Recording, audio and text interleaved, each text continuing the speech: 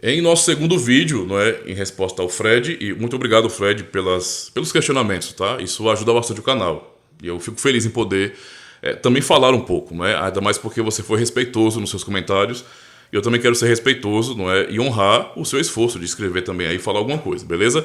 Nesse segundo vídeo, então, eu quero agora, uma vez que falamos sobre a interpretação, ou ler a Bíblia de maneira literal, agora sobre essa declaração que você fez de que você leva, ó, portanto, eu tenho todos os ensinos do Messias como literais, beleza? Você diz isso ao mesmo tempo que você diz que é contrário, não é, à igreja, totalmente contrário à igreja. E você acaba dizendo também que se ele, o nosso Salvador, não criou igreja nenhuma, então não faz sentido algum ter essas igrejas aí, cada um com sua confusão. Então vamos por parte aqui.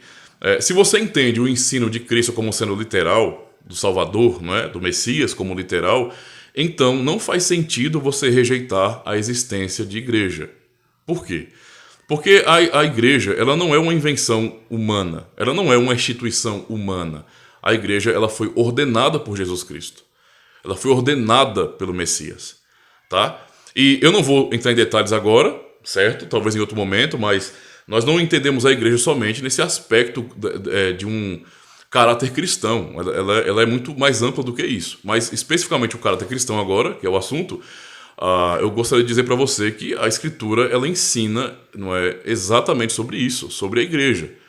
Tá? Só pense um pouquinho aí para você, só pense um pouquinho. Você pode olhar para textos, né, como por exemplo o Evangelho de Mateus 16, verso 13 a 18, quando Cristo conversa com seus discípulos, com seus apóstolos, né, o que ele diz? Ele fala sobre justamente sobre a verdade, não é? A verdadeira rocha, que é ele mesmo, a verdade que ele é o Filho de Deus, que ele fundamenta a sua igreja, que ele funda a sua igreja. Entende? Então, assim, Cristo está dizendo que ele estabeleceria a sua igreja. Mateus, né, capítulo 16, nós aprendemos justamente isso, Fred, tá? Então, vamos ficar atentos com relação a essas coisas. Mas não somente isso. Cristo fala isso reunido com seus apóstolos, ensinando isso aos apóstolos, não é? Dizendo que a igreja dele, então veja, ele tem igreja, Cristo fundou a igreja, não é? A igreja existe por causa de Cristo, não é por outra razão.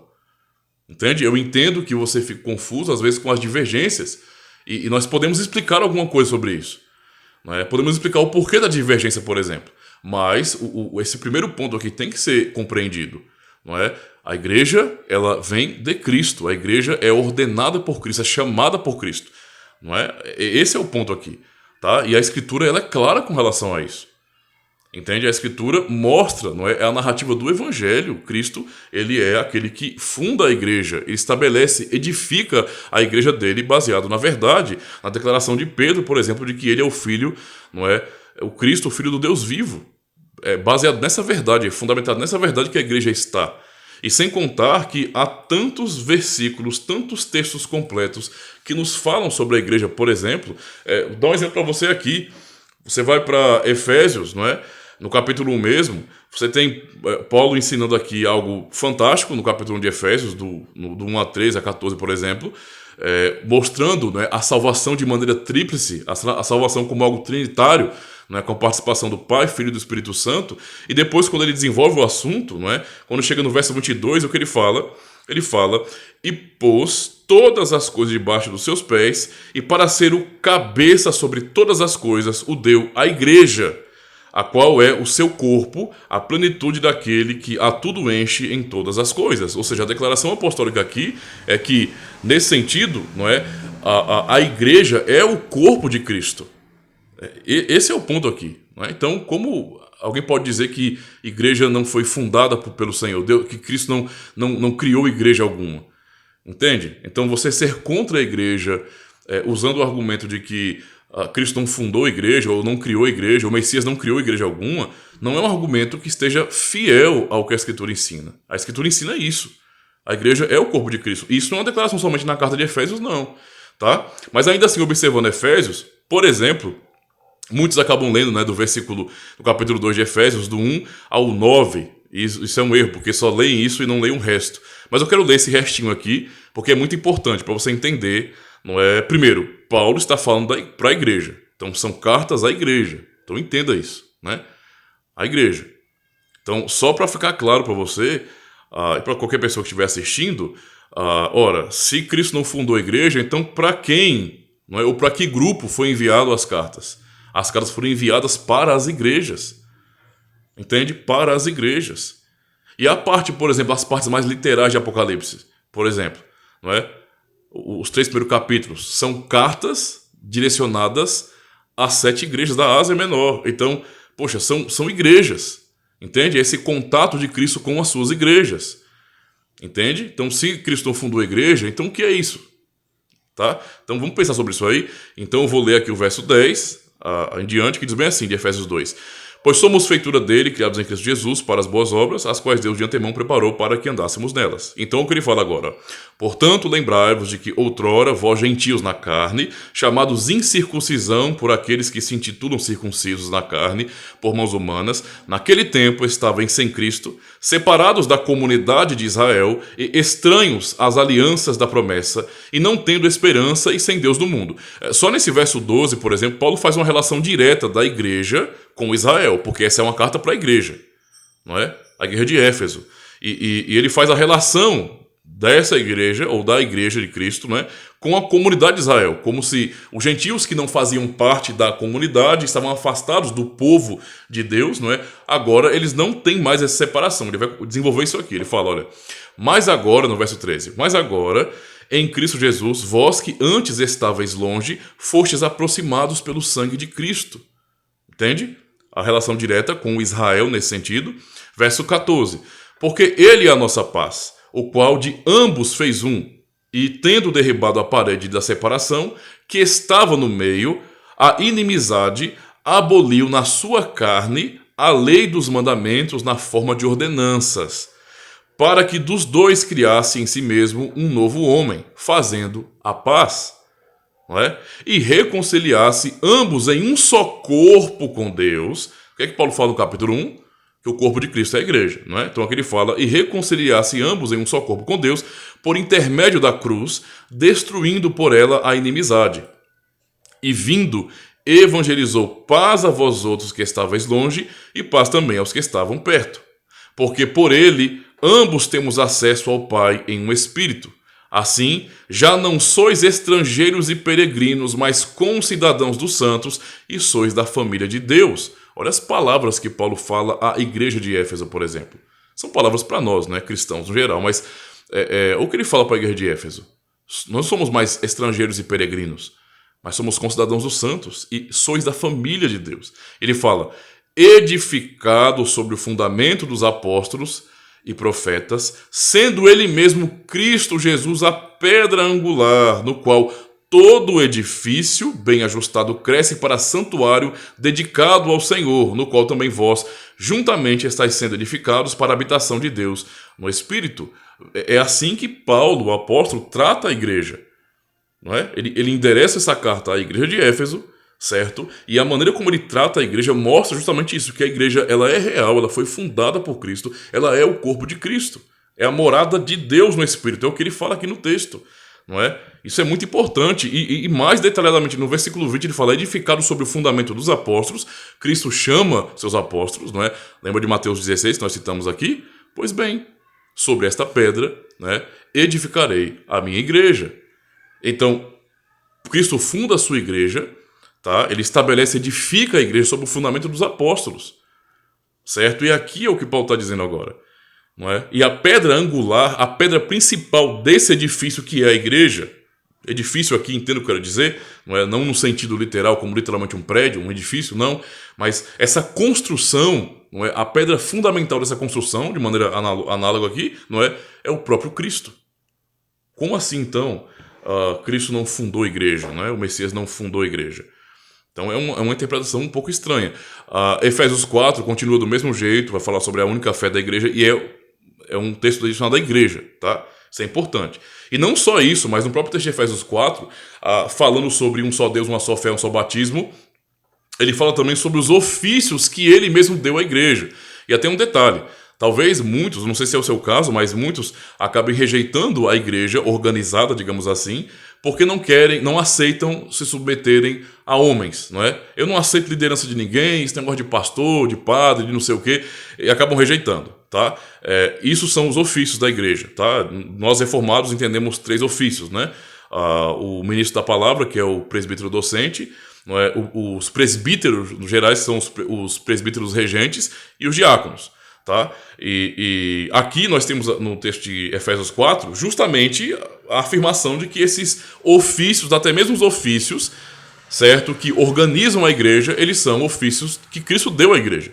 Ou seja, no fim são ofícios de Cristo. Olha o que ele fala aqui, ó, versículo 7 de Efésios 4. E a graça foi concedida a cada um de nós segundo a proporção do dom de Cristo. Por isso, diz: quando ele subiu às alturas, levou cativo o cativeiro e concedeu dons aos homens. Dons aos homens. Ora, o que quer dizer subiu, senão que também havia descido até as regiões inferiores da terra? Verso 10. Aquele que desceu é também o mesmo que subiu acima de todos os céus para encher todas as coisas. E olha o que ele diz no verso 11. E ele mesmo, quem é o ele aqui? Quem é o grande sujeito sendo ensinado no texto aqui? É o Messias, é o Cristo. Né?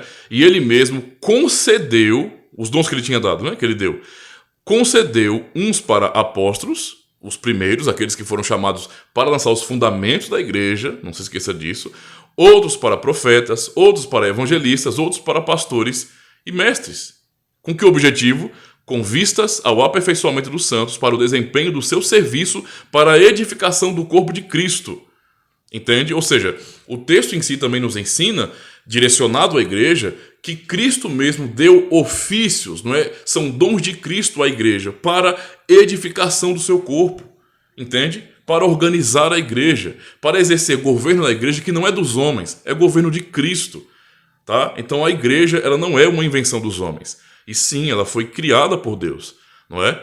Isso é um ponto muito importante para nós. E vários textos, são vários textos. Se você for procurar todas as referências sobre igreja no Novo Testamento, por exemplo, você vai achar inúmeras referências, textos completos, não é? Direcionados para mostrar exatamente o que é a igreja de Cristo, beleza? Que ele fundou a sua igreja. Ele é o criador da igreja.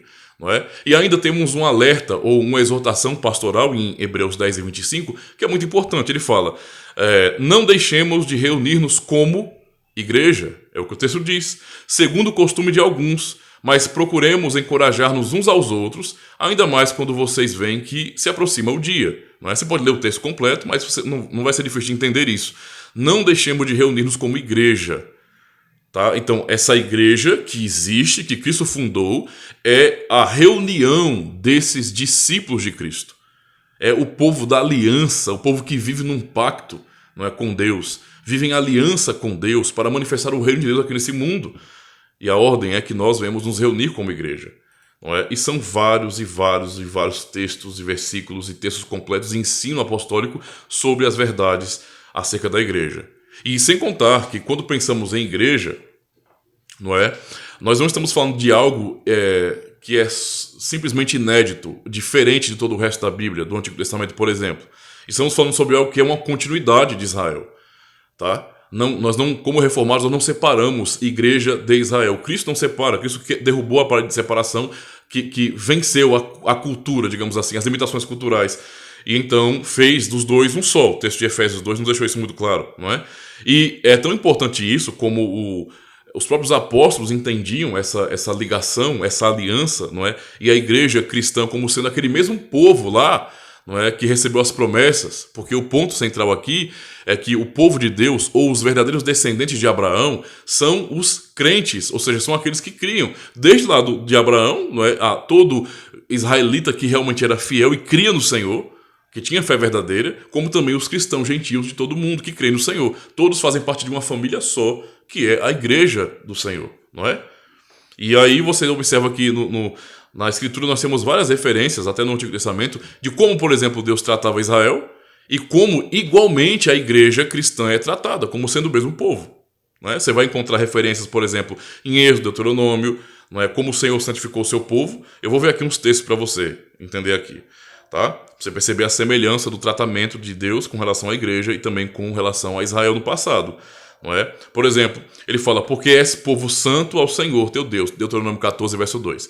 Porque és povo santo ao Senhor teu Deus, e o Senhor te escolheu de todos os povos que há sobre a face da terra para lhe ser o seu povo próprio, ou seja, a sua propriedade particular, peculiar.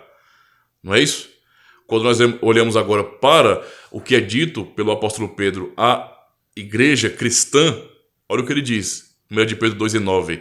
Mas vós sois a geração eleita, o sacerdócio real, a nação santa, o povo adquirido, para que anuncieis as virtudes daquele que vos chamou das trevas para a sua maravilhosa luz. Então, veja, a maneira de tratar com a igreja cristã é a mesma. É a mesma. É a mesma maneira que o Senhor falou com Israel no passado, ele fala com a igreja cristã também hoje. Como sua propriedade particular. Como sendo o seu povo santificado. Entende? Tito também é muito claro com relação a isso. Tito 2, verso 11, ele fala bem assim, olha, porquanto a graça de Deus se manifestou salvadora a todos os homens, educando-nos para que, renegadas a impiedade e as paixões mundanas, vivamos no presente século sensata, justa e piedosamente, aguardando a bendita esperança e a manifestação da glória do nosso grande Deus e Salvador Cristo Jesus, o qual a si mesmo se deu por nós, a fim de remir-nos de toda iniquidade, observe bem isso agora, e purificar para si mesmo um povo exclusivamente seu, zeloso de boas obras. Ou seja, o tratamento que era dado a Israel como povo santo de Deus separado é o mesmo tratamento que Deus também dá à sua igreja, a igreja cristã. Entende? Então, só por isso aí, por esses textos citados, explicados, nós podemos perceber, não é, que a igreja não é uma invenção de homens. O assunto do debate, das divergências de denominações, são outros 500, tá? É um outro assunto, para um outro vídeo. Mas negar que Deus, o que o Messias, ele criou a igreja, é negar a própria Escritura. Se você entende os ensinos do Messias como sendo literais, então você não pode rejeitar a igreja. Não é? Não pode dizer que a igreja não foi inventada por ele, criada por ele. Não é? E se você quer ser fiel, não é, a dizer que Cristo ou o Messias, não é, o seu ensino é literal, é assim que você crê, você precisa necessariamente reconhecer que ele tem uma igreja, ele fundou a igreja, que é o seu próprio corpo. E essa igreja não está separada, ela está espalhada, mas não separada. Em cada canto deste mundo, cristãos se reúnem como igreja. Essa é a ordem que o Senhor dá, não é, em sua palavra. Então, vamos tentar pensar um pouquinho sobre isso, tá bom? Raciocínio sobre isso. Sobre o problema das denominações, eu posso abordar em outra hora, tá? Esses problemas existem, tá certo? Nós continuamos sempre em uma batalha pela fé, não só agora, isso não é uma batalha que está desde agora, não. Desde o período que os apóstolos, não é? Eles estavam fundamentando a igreja com doutrina, ensinando os princípios de Cristo para as igrejas que eles fundaram, não é? Eles já estavam enfrentando várias lutas contra heresias, hereges que estavam dentro das próprias igrejas. E eles sempre combateram esses hereges. E isso permaneceu na história. Então, esse combate pela fé, ele vem desde os tempos bíblicos, na verdade. Por isso, isso é um assunto diferente. O problema das denominações, dos grupos cristãos. Eu pretendo fazer um vídeo, né, abordando isso, abordando as diferenças, o que nos separa, o que nos une, de maneira geral. Eu acho que vai ser bem legal um vídeo assim, tá? Tô pensando até fazer live sobre isso, mas eu quero fazer um vídeo assim, abordando isso, beleza? Mas por enquanto, eu acho que tá suficiente falar sobre a questão da igreja, certo? Eu entendo sua opinião, respeito sua opinião, mas eu como cristão reformado preciso manter firme a minha confissão, não é? Na Bíblia, a Escritura nos ensina que Cristo é o fundador da igreja, ele é o rei da igreja, é chamado de o cabeça da igreja. Ele não seria cabeça de um corpo que não existe, entende? É o que a Escritura nos ensina, tá bom? Muito obrigado então, até o próximo vídeo.